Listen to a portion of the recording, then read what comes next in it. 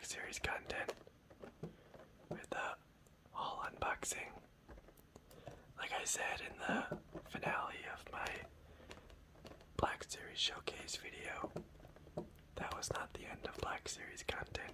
We'd continue to do hauls and unboxings and various Black Series videos, so in this video we're going to be taking a look at and unboxing 7 different figures.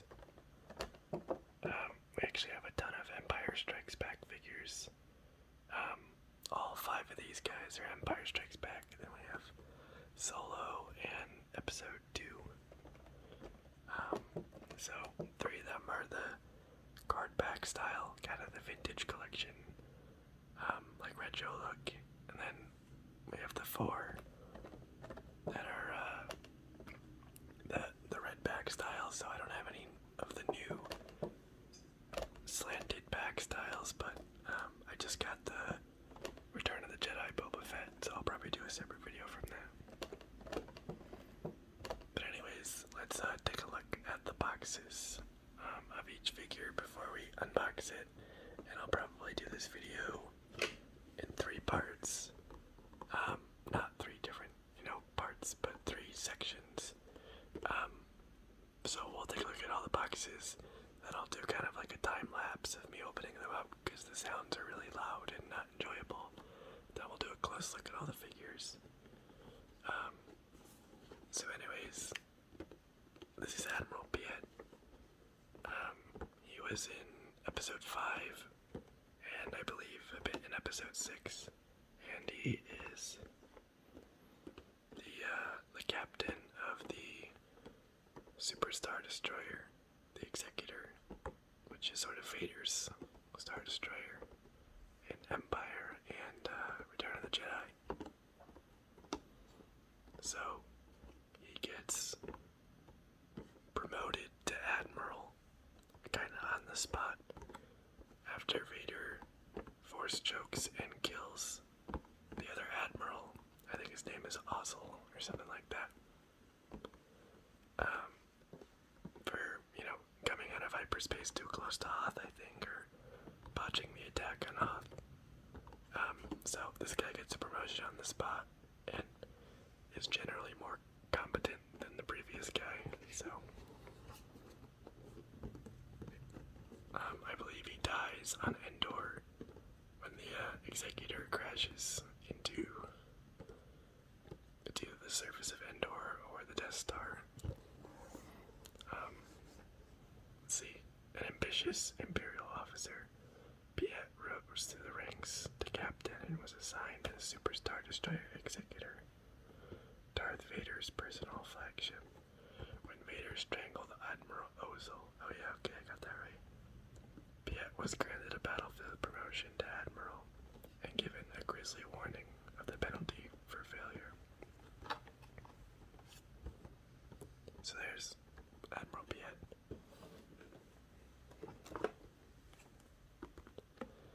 Here is Zuckuss. So Zuckuss is at least to my knowledge, extremely minor character. He was on screen for probably all of 10 seconds. But if you remember in Empire Strikes Back, in the famous bounty hunter lineup scene with Boba Fett, there's Boba Fett, Bosk, Zuckuss, IG-11, Dengar, and Forlom are all lined up, getting orders from Vader to go hunt down the Millennium Falcon. So Zuckuss is one of those characters. Doesn't really play a part in the movie other than that, but the lineup of bounty hunters is still pretty famous, and hopefully I can collect them all. I really want to get Dengar, but he's like $100 on eBay right now, which is a little insane. Maybe they'll do an archive or re-release of them all. That would be cool. Let's check out the back here. A grand bounty hunter. Zuckuss heeded the Empire's call for mercenaries to locate the Millennium Falcon and bring her fugitive crew to justice, receiving his orders on the bridge of Darth Vader's Super Star Destroyer. So that's Zuckuss. And yeah, that's like a super famous scene.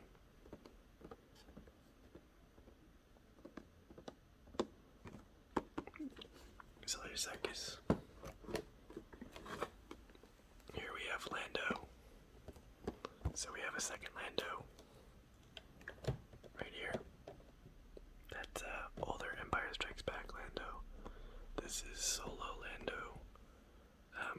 I don't remember exactly how many years before A New Hope Solo takes place, but I think it's something along the lines of 10. Sounds about right, maybe 10 or 15. I mean, 19 years before was Order 66, so it can't be more than 19. But, anyways,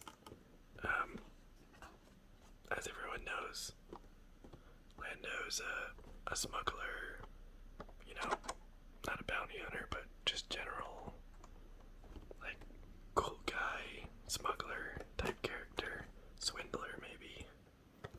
And I'm just now noticing that the box appears to be damaged in a surprising way. Like the plastic is ripped there, so these were supposedly ordered new from Amazon, and the box does look quite damaged, but it's probably shipping damage. Not a ton you can do about that. But the contents appear unharmed, so I do collect the boxes and keep them. So it kind of sucks, but not a huge deal.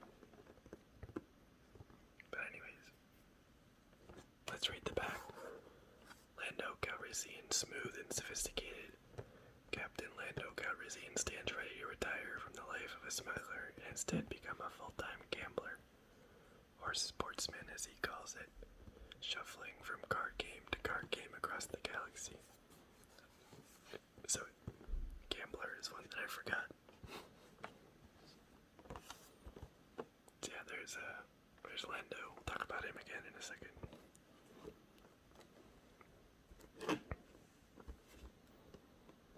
Here's Padme.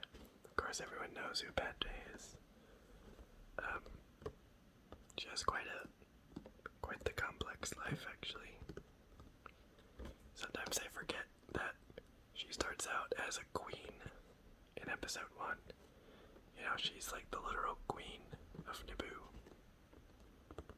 And then, you know,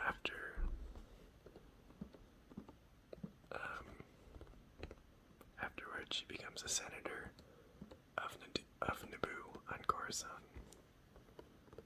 So she's always kind of in the political sphere, and of course, secretly marries Anakin, and is a big part in his, you know, downfall to the dark side.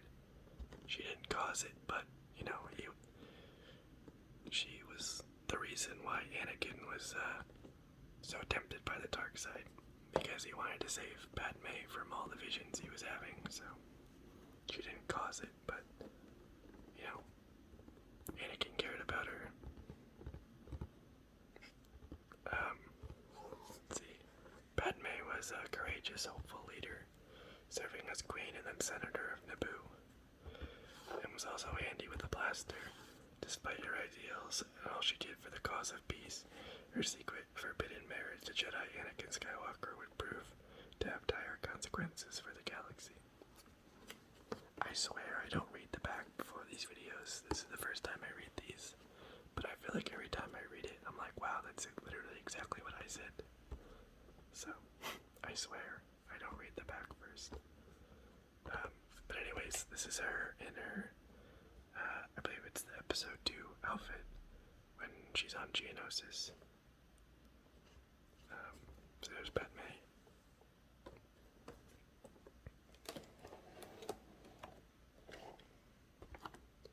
Here we have Lando again. I won't spend too much time on this guy because we just talked about Lando, but this is, you know, however many years later when he's much older. He's particularly in the outfit when Han and the gang go to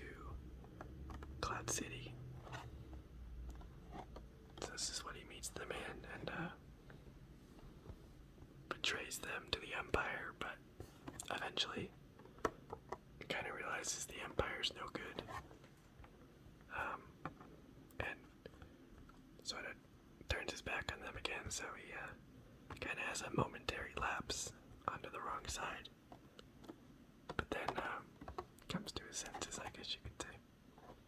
So that's his Cloud City outfit.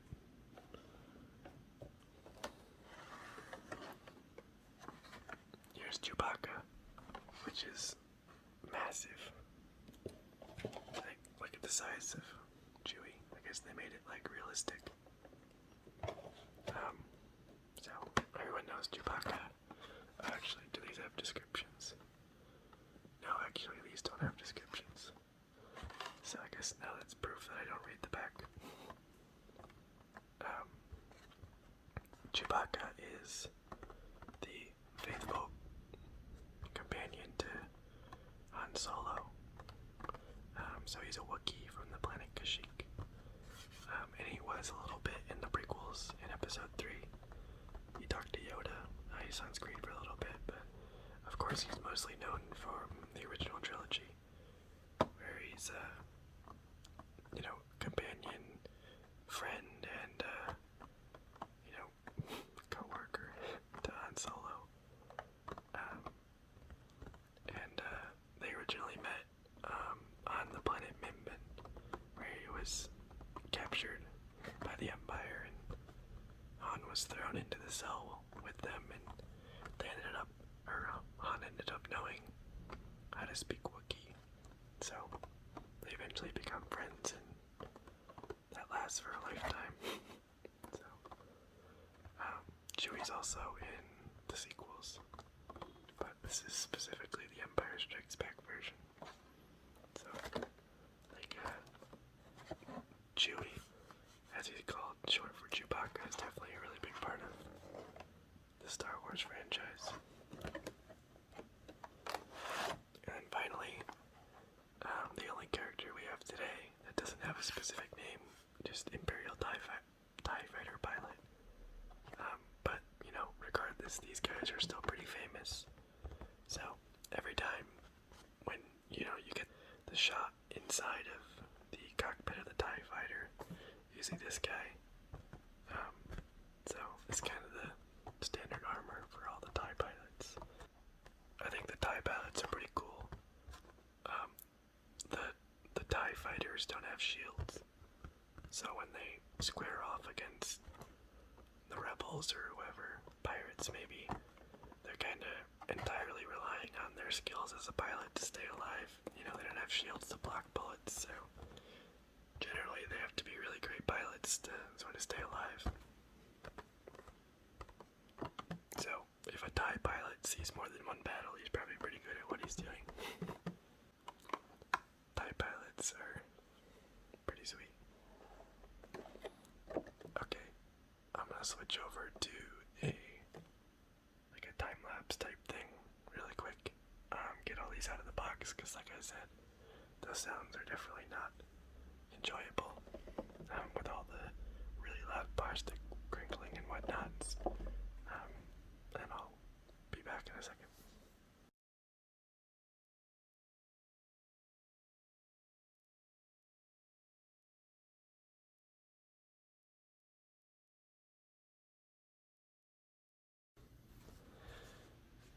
Hey guys, we're back.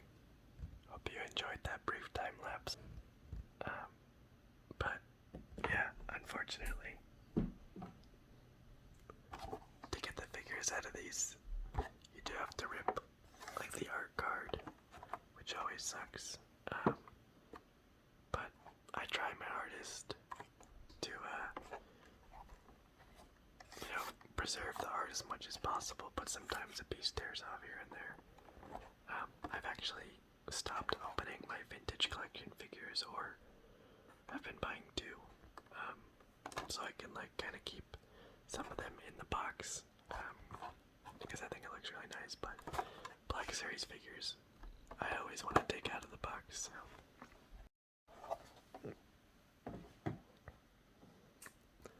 Anyways, let's get a close-up of all these guys left to right. So normally throw my figures in poses, but I thought since we're going to be articulating them and whatnot, I figured I'd just leave them on pose. So here's Chewie. Honestly, he might be my favorite of the bunch today, just because of how massive he is. So, obviously, not real hair. I think real hair that looks good is probably only going to be reserved for something like Hot Toys. So I don't blame them, but I think they did do a pretty good job. Like, it looks decent. Articulation-wise, as you'd expect, almost nothing on the head. But the rest of the figure is quite normal. And even, better than other figures. A little bit of limited range on the arm there. Not a huge deal. And then sort of normal fingers for gripping his weapon. Torso swivels. We got thigh swivels, and his knee swivels, and the foot, very little bit of articulation, so articulation-wise, he's pretty good. Some areas where you'd expect are limited, but not super offensive, and then his bandolier here, it can come off. He looks kind of naked. So let's put that back on, but it's like a rubber material. So overall, I'm actually super stoked about this figure. I think he looks great. And compared to other figures, he's absolutely massive. So I think I'm definitely excited to have him in my collection. It'll be kind of like a cool sight amongst all the other figures. And then of course he comes with his bowcaster thing. So it shoots like blaster bolts that explode. I don't quite know the physics beyond it, but it's a very interesting design. It seems to have like 2 scopes, and it's just one flat color, so there's no weathering or detail, but pretty normal for Black Series stuff. Nothing really to complain about. So, I'm super happy with Chewie. Here's Lando, or Solo Lando. So the cape does appear to come off. It honestly doesn't really stay on that well. And it definitely restricts all articulation of the arms. Otherwise it's going to be sticking out. So if you want to have the cape on, you gotta have him arms by his side. So let's take that off for now. Does this come off? Yeah, you can also, looks like you can take the scarf off. He doesn't look too great without it. I think he looks pretty cool with the scarf. Let's keep that on. So, get it back in there. I really like the vibrant colors. I think, it kind of complements his personality in Solo. Face sculpt. Actually think they did a really good job trying to get, the likeness of Donald Glover. So I think that looks really good, and then articulation is pretty normal, as you'd expect for, like a clothed character. Nothing too notable about articulation other than when he has this on, he basically can't lift his arms without it sitting weird, so not a huge deal. It'd be kind of cool if it was a soft good, but maybe it also wouldn't sit right. So again, blaster, single color, a little bit of deformation on the mold, but no big deal. Overall, yeah, I think it's a good figure. I do like that look a lot. That's probably how I'll display him. With the cape on. And then he has a holster on his leg, if I can figure out how this works.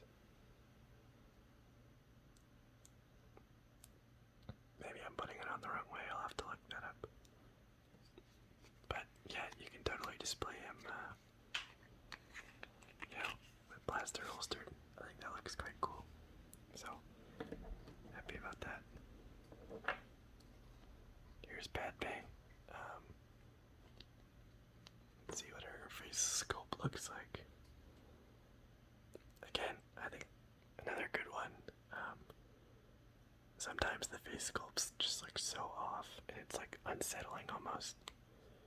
I think a lot of times with Anakin, for whatever reason, a lot of people, a lot of like toy manufacturers don't get Anakin right. But all the ones we have here look quite good. So,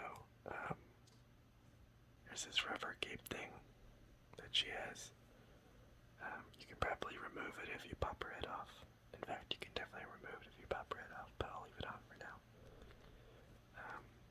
It doesn't seem to inhibit articulation in any way, so that's good. And yeah, as you'd expect, she's superposable. No articulation snags anywhere, and it's probably better than most figures. So, this one actually does have weathering on it. So like what I was talking about before, some of them are just a flat color, and then some weapons get like kind of a second shade of weathering. So I don't know how Hasbro determines if a weapon gets weathered or not. Not sure who makes those decisions, but she does come with a second blaster that fits in her holster. It has like a two-color thing going on. Looks pretty decent. Probably just keep that there forever.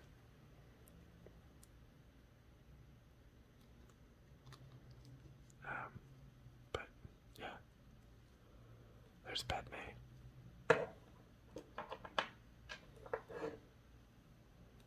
Here's Admiral Piett. Nothing too crazy to say. I've already shown Tarkin, and I think these guys have a pretty similar sculpt overall, probably except for the rank badge. But he does have a removable hat, which is quite nice. But not a ton to say about Piett, other than, you know, always happy to add another, like, Imperial officer figure to, like, my display. You know, amongst Thrawn and Vader. I still need to get an Emperor and Tarkin, but hopefully I'll get an Emperor soon. Articulation-wise, the sort of bottom part of his tunic doesn't impede motion too much, so that's good, and then that part is pretty much as expected. Nothing too crazy, and then his ankles do have articulation, although it is pretty stiff. I've never really liked these type of feet joint because it tends to gap. I much prefer like Padme's style, although maybe it's the same. If it is the same, Padme's is just executed a lot better because you can see there's like some pretty unsightly gaps there. But you know, it's mostly heated. So there's Admiral Piett.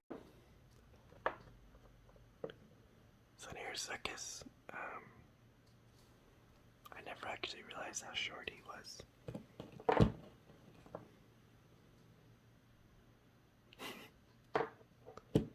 But I guess even shorter than Padme by like a good amount, by like a full head. So Zuckuss is quite short. This just in. Or maybe everyone knew that except me, but I think in general from the pictures I've seen, all of the characters from the Bounty Hunter lineup look really good. The soft good is like probably one of the betters that I've ever seen in a Black Series figures. It's like, you know, reasonably low thread count, so it doesn't stand out as super coarse. It seems to sit well. It's even got like kind of a pattern printed into it, so I really like the soft good on this guy. He's got sort of two rubber parts that come out of his head piece skin thing. Who knows?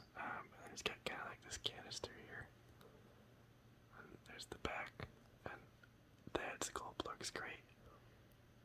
The painting looks great. Honestly, this guy's kind of giving Chewie a run for his money for my favorite figure in this haul. Does he have anything under the soft good?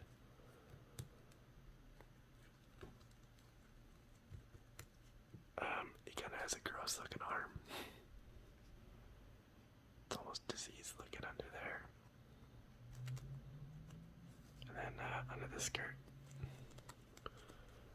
it's just like a boot. And cloth, or plastic sculpt like cloth.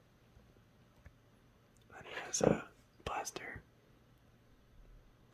No weathering, but we have sort of a secondary color here. So, I think it looks pretty cool. But, obviously the main highlight is the figure, which, honestly, I think is my favorite figure so far. So, let's see if the other two change my opinion. Here's the TIE pilot. Here's a blaster somewhere here. There it is. Here's the TIE pilot, of course with the famous tubes coming from his helmet.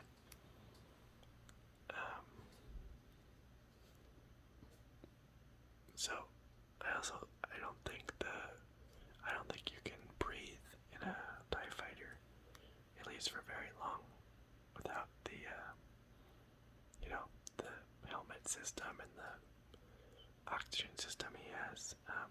I think it is pressurized, because they're in Rebels or something like that. You see some people without suits escape in a TIE fighter, but it's just kind of like an enclosed volume, so you run out of oxygen eventually.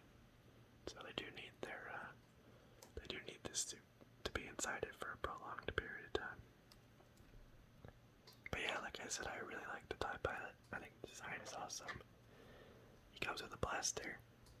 I feel like it's kind of weird to have a TIE pilot, with kind of a weapon stance or whatever.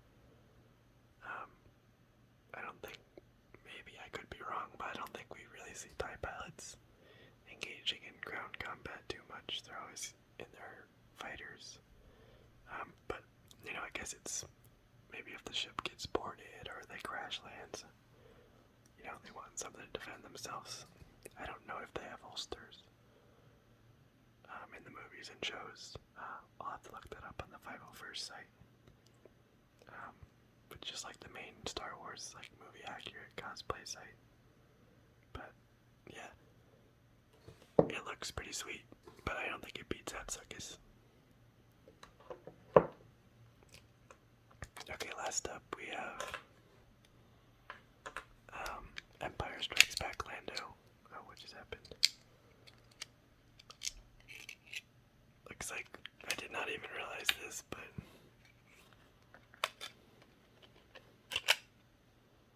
there's still a piece of plastic in there.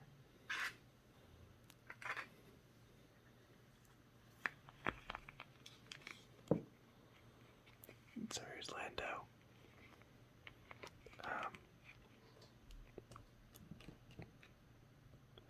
Same guy. Same general getup. Colorful outfit with a cape, but different color scheme and whatnot. I guess definitely notice it has these same crappy feet that I don't like. But other than that, he looks like a pretty cool character.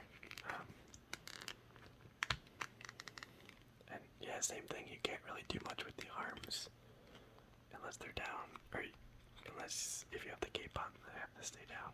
So, again, not like a deal breaker. And I think the cape looks pretty cool, but just kind of something to note. So then, figure-wise, pretty standard. I think it looks decent. It's not terrible, the likeness, but you can definitely tell it's him, but I think it could be a little bit better, but certainly by no means bad. Oh, jeez, that popped. Yeah, and then the articulation is kind of what you'd expect. Nothing crazy there. Pop his cape back on. I'll probably just play both of them with their capes on because I think they look the best like that. But anyways, I gotta give the award for best of this all to Zuckuss. So, speaking of best of, someone suggested like a top 10 figures. So that's actually, I think after the Boba Fett video that I have planned, that'll be the video after. So that'll be in the next few weeks. I'll do like a top 10 of my current Black Series figures. But yeah, Zuckuss, I think overall looks the best. And hopefully I can collect all the bounty hunters from that scene. I think that would be pretty awesome. But yeah, that's this unboxing. Definitely a longer video. I know some people like the longer videos. So I hope you guys have enjoyed. Thanks so much for watching, and have a good one.